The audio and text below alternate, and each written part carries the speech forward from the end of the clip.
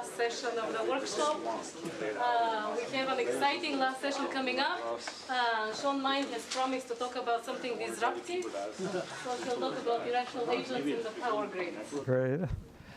Oh boy, like many of the other speakers, I'm very, very happy to be here, and it's been an incredible session. Just especially today was a great, great fun. And in a way, I'm going to sort of take off from the first two speakers, Peter and Garrett from Lyft and Uber. They were talking about some of the reasons why Economics 101 just doesn't really fit very well the ride sharing setting.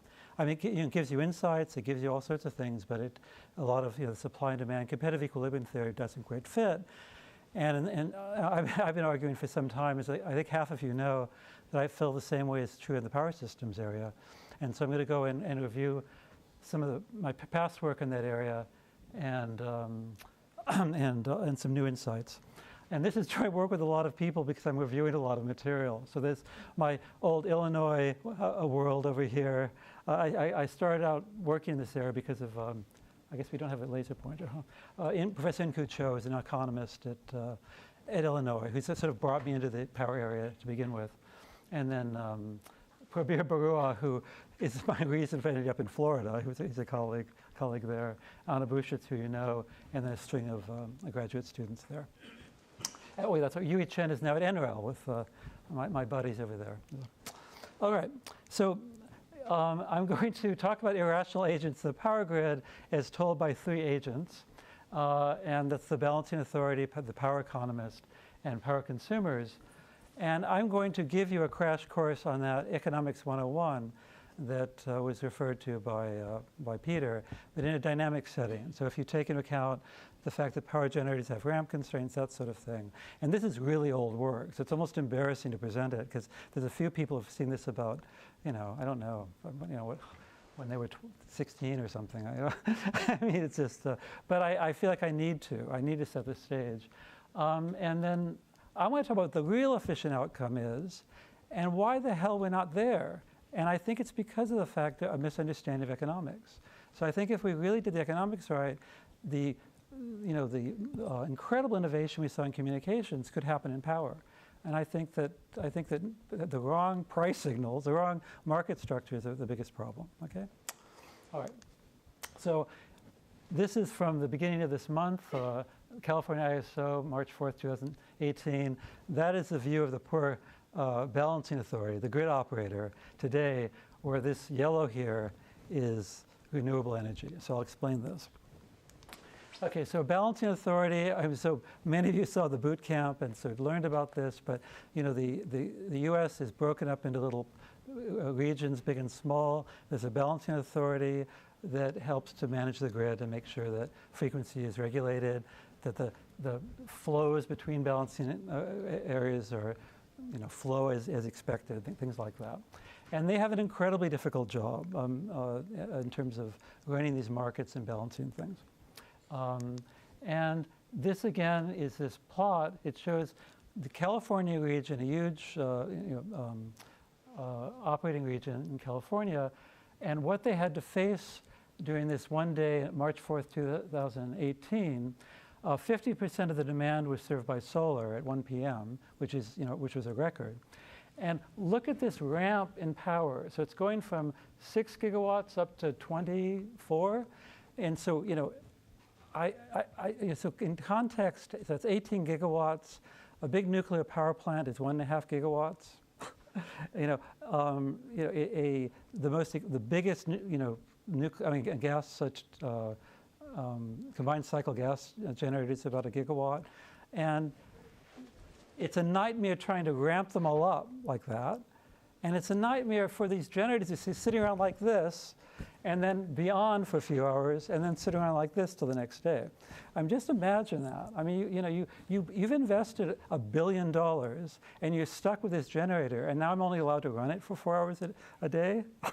It's an insanity. It's really a problem. And so it's not my talk, but the mistake number one in the power area is the fact of sunk cost, fixed cost. $1 billion for a generator. You spend that, you're stuck with it for 40 years. All the money you spent on fuel for 40 years might be $2 billion. And this fixation with variable costs over fixed cost is mistake number one in the economics and power area. And so if we brought in Williamson in the economics department here, he'd say, of course. I mean, we wrote books on that. That when you have a market with huge fixed costs and lower variable costs, competitive equilibrium theory is very, very weak. And Coase wrote about that. I mean, you read his memoir to see how much he cared about that. So it's very difficult. So anyway, yeah. What's that? Oh yeah. So I think I forgot to record it. I think it was the ramp. Yeah, I think they had a record ramp. Yeah, but, yeah, I forgot to record. Excuse me. What's thermal? What's that? What is thermal? The green Oh, one. thermal. So natural gas generators, coal generators, that sort of thing. Yeah, that's right. Yeah, a lot of people think that's thermal. Like, yeah, and it is. Yeah. Okay.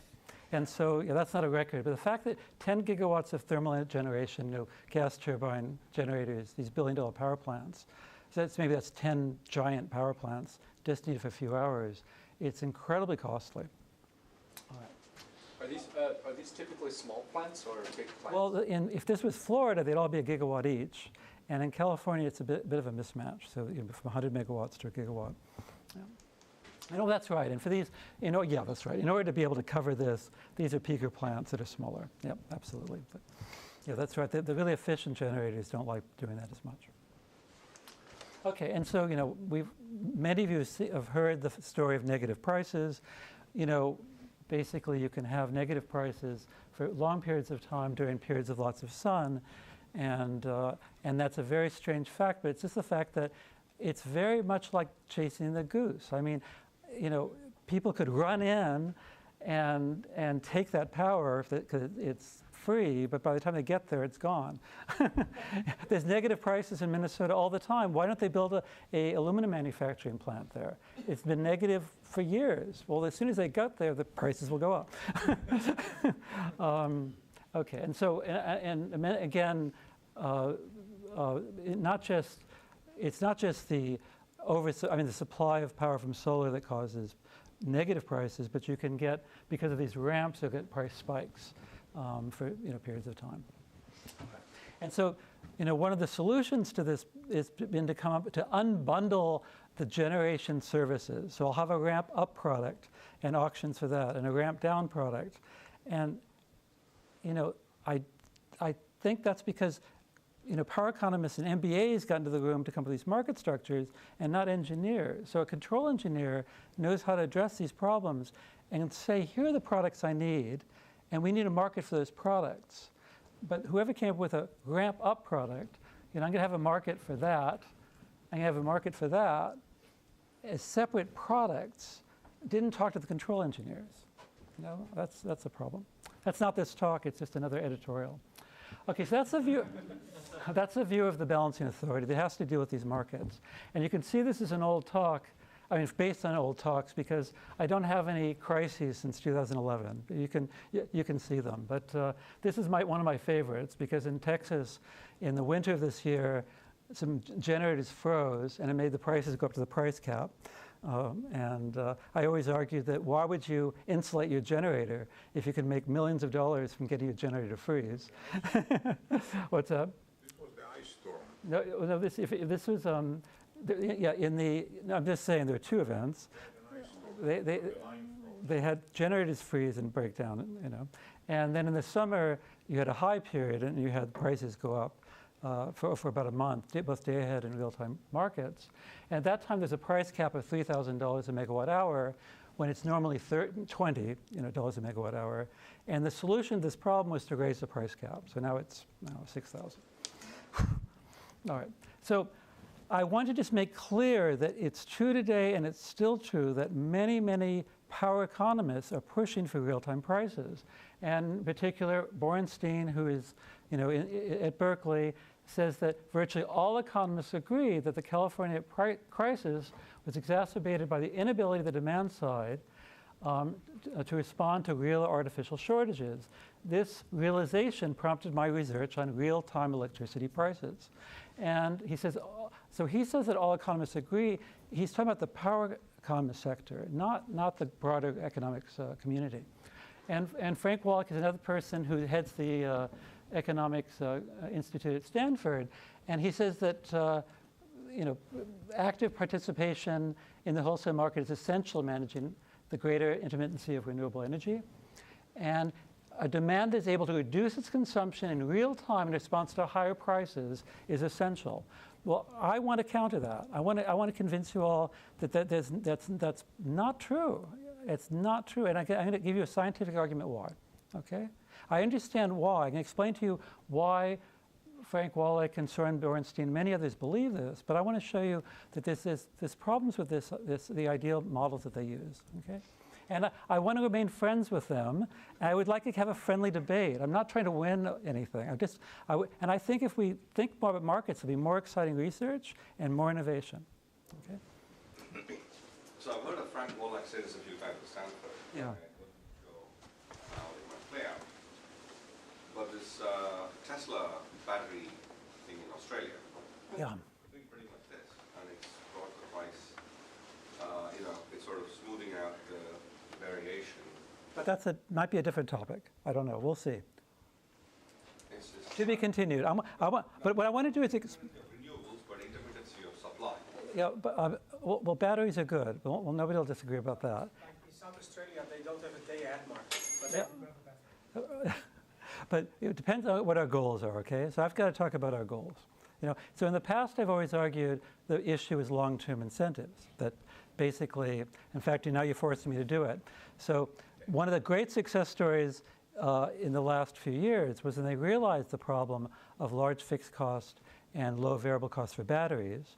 And so it was FERC Order 755, which mandated high quality of services and this mileage payment. So payment for how much I deviated. Okay, it was a mechanism design hack, and at first I thought it was crazy. Then I learned it was really effective because the higher performance brought prices down, and it did create incentives. All these battery companies moved in with new products. Well, guess what happened? So in the short term, there was this incredible revolution. Incentives for new devices, lower costs because of better quality, but guess what's happening now?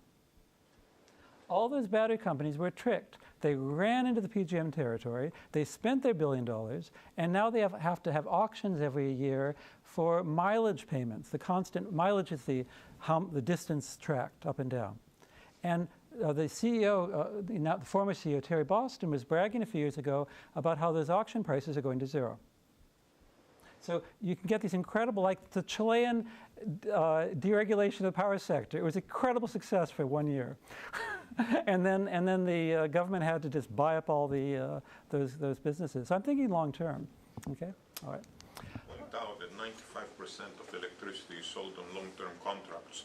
So Yes. the real-time prices are only the underlying. Absolutely, it's a really good point. Absolutely. So it is absolutely true that the real-time markets and all of that are a small part of the market. Absolutely, but it's a huge part of thinking right now. So. It's a huge part of thinking right now, and it's pushing the way in which we're trying to manage the grid. The New York is trying to redo their grid, and Audrey Zibelman, who is the PUC commissioner, wanted everything to be real-time prices. SMUD wants to get water heaters in. There's pressure to use real-time prices to consumers. Everywhere you look, you see real-time prices being pushed, and I want to explain why that's not a good idea, even though it looks good on economic grounds, economic 101 grounds. All right, so basically the way things work today, there's a day-ahead market, and by the way, ERCOT, billions of dollars came out of the economy during that crisis. So I mean, it might be small, but boy, it's big. There's a day-ahead market, for basically putting in resources in a row, and there's a real-time market, which is because those forecasts aren't perfect.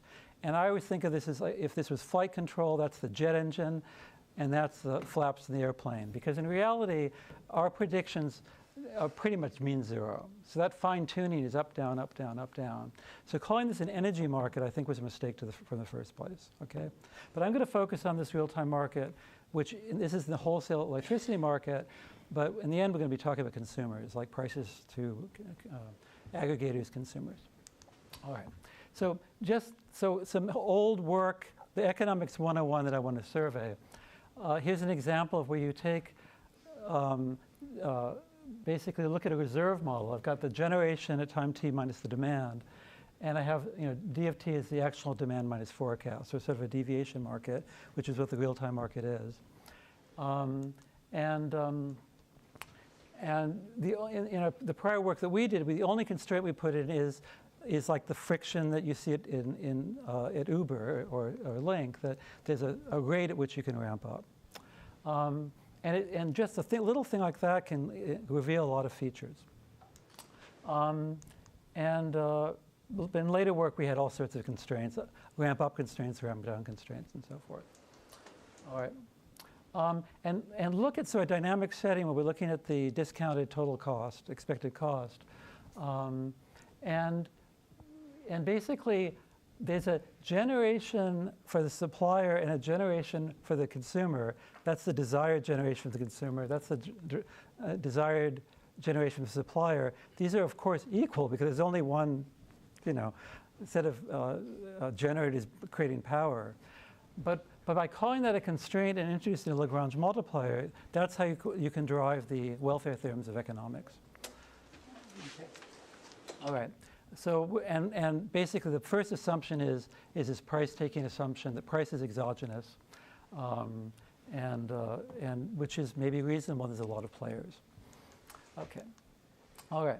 So you take this constraint. Oh, that's it. Yeah. All right. So there's two welfare functions.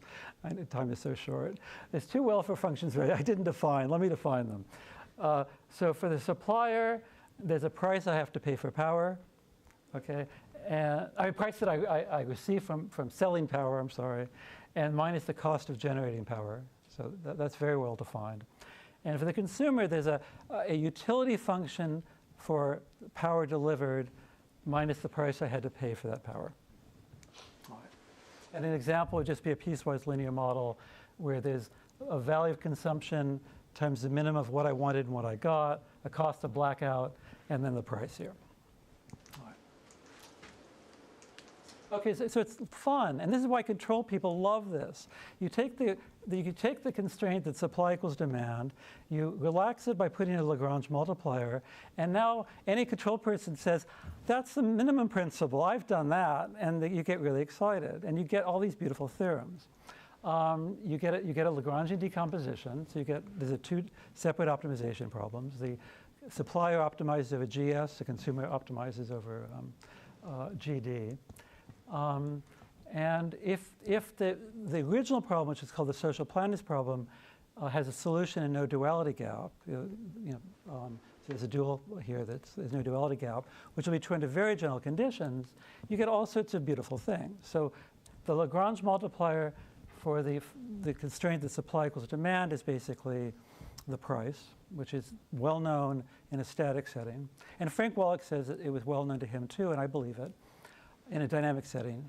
And you find out the price is always marginal value, not marginal cost, no way, marginal value. It's those hard constraints on generation that make it typically not marginal cost. All right, so also you can show that under the right initial conditions, which are the optimal initial conditions, that the average price is the average marginal cost, and any economist goes screaming with happiness because everything's solved.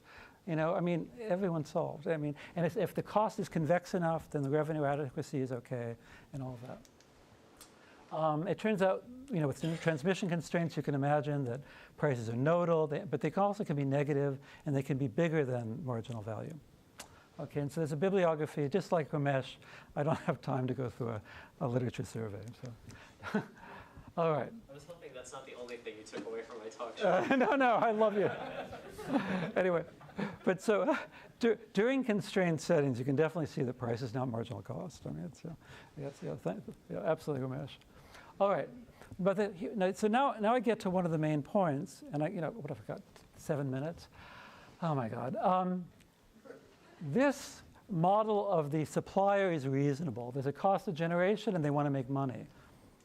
What about this? Oh, I did too fast. There's the Irrational Agents I finally showed you, these two guys. That's my co-author in Kucho, and that was me on a bad day in Illinois. What is the value of power to consumers? So my remaining 5 minutes, I want to blow that out of the water. It doesn't make any sense. It never made any sense. Okay, and let's just go through it. So there's a quiz I made you go through at the boot camp for half of you, and I'm just going to go through it really quickly. You're going to take the quality of life test. If somebody turned off the lights while you were getting ready for a lecture or pulled the plug in your computer at time t naught, you were happy, happy, happy. Where would you be here if that's angry?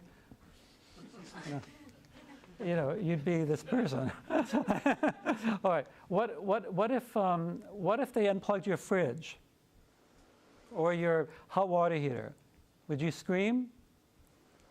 You wouldn't know it. And so you get something like this. You know, and there's a time constant there depending on the size of the hot water heater or the fridge. And the thing is that power can be shifted because of thermal inertia, time constants of algae, and I learned recently time constants of cows for cow cooling. So this is one mistake that I think has been made in this literature, is that the welfare function for consumers has to reflect the quantity of interest, and it's not. All right? So I'm going to just go through some illustrations of why this is a big problem, and then we can stop. Okay, so there's a welfare function for clean water or temperature.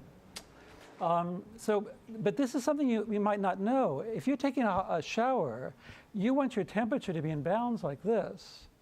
But power consumption is a pulse train. It's 4 kilowatts, 0 for 4 hours. 4 kilowatts, 0 for 4 hours.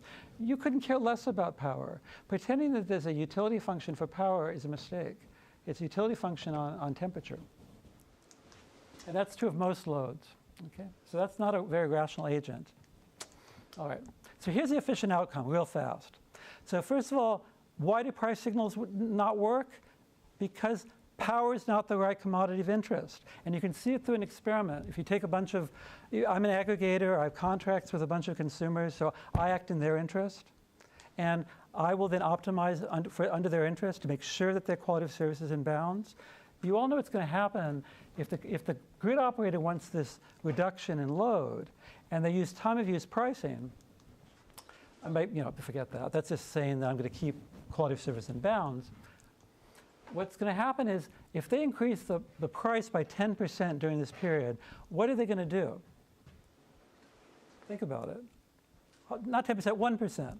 Not 10%, 100%. It doesn't matter. What are they going to do? They're going to pre-cool the fridges and the HVAC. They're going to ramp up the power as much as they can before the event, and they're going to shut off everything for as long as they can. So for fridges, it might only be half hour. For hot water heaters, it could be the entire event. The fact that the response is has nothing to do with the price just proves the point. There's no connection between whether it's 10% or 20%, 30%, and the response. And that shows that there's a mistake. You can't use a utility function for power in a model of economics. Okay. And so this is what ends up happening, is you get this huge price spike, things go off, and this, no matter what you do with time of use pricing, and real time would be worse. And it's not anything to do with what the grid operator wants. And so the problem is that the aggregator has no quality of service promises to the balancing authority. All right. So I'll wrap this up. So what does the efficient outcome really look like? I mean, let's just think about it. If I'm an aggregator, well, let's just make sure that aggregator has a contract with the consumers and the balancing authority and truly optimizes the social welfare. That's what you do to define efficiency. Let's look at that first. All right? What does the efficient outcome look like? And so basically, using loads, it's known as demand dispatch. I'm really going to control the loads, but making sure that the constraints are in bounds. Here's what you can actually get from those water heaters, fridges, basically the inventory we have today in California. You could take this horrible net load that you see today in California, and you could pull down that peak by several gigawatts, and you could pull up that belly by several gigawatts, just with the, what was it, 1 million pools, 500,000 water heaters, and so forth. Now they're predicting that that's going to double, like California's be electrified, so in 10 years there'll be at least twice as many hot water heaters and so forth. And so this is going to come down by 6 gigawatts if you do the central planner's optimization problem. Now I'm not Stalin, I'm just saying here's the centralized optimal solution. And the consumers don't feel a thing because they're getting exactly the quality of service they want. The temperature is exactly the bounds that they asked for. It doesn't cost them a cent. All right. Now, in the future, when we get cow cooling and electric vehicles and all that, I don't believe it'll all be through using load. But eventually, we could solve that control problem. But the problem is incentives for getting these things in place. All right. So I'll close with that. I'm not going to show this. So Anna Busic and I have had a string of 12 papers on how you can use distributed control to get a bunch of refrigerators to track a signal of interest. I've run out of time. So again, since Schweppe, there's Fred Schweppe in the late 80s and all, there's this passion for competitive equilibrium theory. Power's always treated the commodity of interest. That was a mistake, okay? And if I'm wrong, tell me offline. There's also issues of long-term risk when you look at competitive equilibrium theory. EDF recognized that in the 80s. And Schweppe also recognized that. Of course, there's risk to the grid operator. I don't have time for that. And I forget this. I just want to say this one more time. I want you all to burn this into your brains. You guys never see what power looks like. Fridges are like this too. I mean, almost anything that's deferrable, the connection between power and the commodity you care about is so far away. And that is irrational. And so when Bill Hogan says, I wish that agents were more rational, they are. It's just you have the wrong utility function. All right, so anyway, so we need a science for long-term contracts. There's one recent example here from a SIAM article. And we have to think about risk on long time scales, not just at 6 months. Refrigerators, batteries, I don't understand, right? What's the difference? It's some storage. Yeah. So how's the Australian solution of that thing? Oh no, I don't know if it is. Okay. No, I don't know if it is. If they're trying to do it through real-time prices, it's a bad thing because the economic theory. Banks power and then lets it back in. No, I don't. So I'm talking about the controls. The market solution that's being promoted so much is based on auctions that are going to lead to marginal cost of that resource. Well, the marginal cost is zero. It goes up to zero. People know that in advance. I'll never get a loan from a bank to finance my company. So I'm talking. The batteries are awesome, and we need incentives for battery companies to get moving and lower their risk, because they need some assurance that they're going to be able to get in the business and make a profit. That's my point. With error prices and contingent claims on that. Yeah, well, I wait for that to happen. I wait. Now that's the thing, is that I'm constantly told that somebody solved this problem, and we're just waiting to implement it. So implement it. Get out MATLAB and run it, and see if you can get this beautiful, this beautiful behavior. Can you get that with error de Breu? I doubt it. I think you need some control theorists in the room. The product is not a ramp down product and a ramp up product. The thing I'm going to build, say the battery, is going to create a trajectory, and it's a trajectory over that 24 hours that I want to market for, not a product for that and a product for that. That's a mistake, And the same with the real-time prices here. Yeah. If you solve this cost or welfare maximization problem, then and you manage to account for the time coupling and constraints in all of the devices that are being aggregated together, then the multiplier for the energy balance constraint, it still looks like a power price, but it will actually achieve, a socially optimal. I think the welfare. Like a question of price discovery and not being able to try out enough different hypothetical coupled price scenarios. I can't believe you asked that. So I didn't pay you to ask that question. In fact, right there. So, oh my God. So the question is, if I went through the dynamical system model and I actually try to compute the Lagrange multiplier for supply and demand in that case, would I be able to get the efficient outcome? And I think the welfare theorems fail. There's no way you're going to get that subtle shifting of these spikes through common price signals. There's just no way.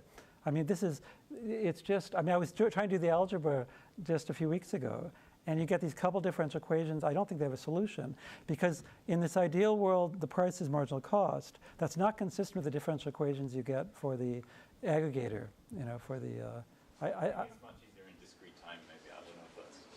Yeah, I bet it does. My conjecture right now is that there's no competitive equilibrium. If the welfare function is a function of the commodity of interest, say the temperature doesn't go out of bounds, say quadratic cost on temperature deviation, I conjecture there's no competitive equilibrium, and I'll love it if somebody proves me wrong.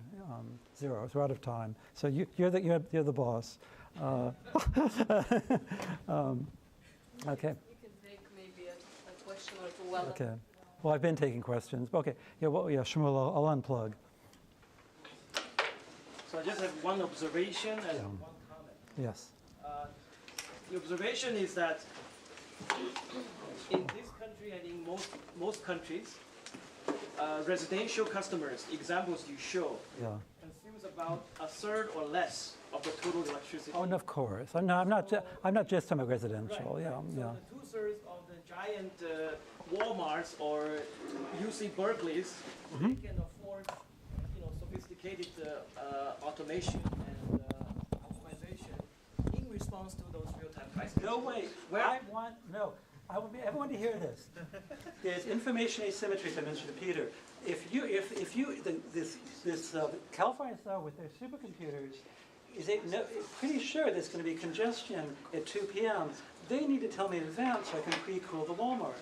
They can't just wait till 2 p.m. and suddenly crank up the price. I mean, it's insane to do things that way. It's wrong. They need to give information in advance. They did consider the uncertainty in the day-ahead scheduling as well as response to I'm real-time talking about uncertainty. if it's whole information, they're suddenly giving a price surge, and then they have to panic, and if you give prior information, they can pre-cool.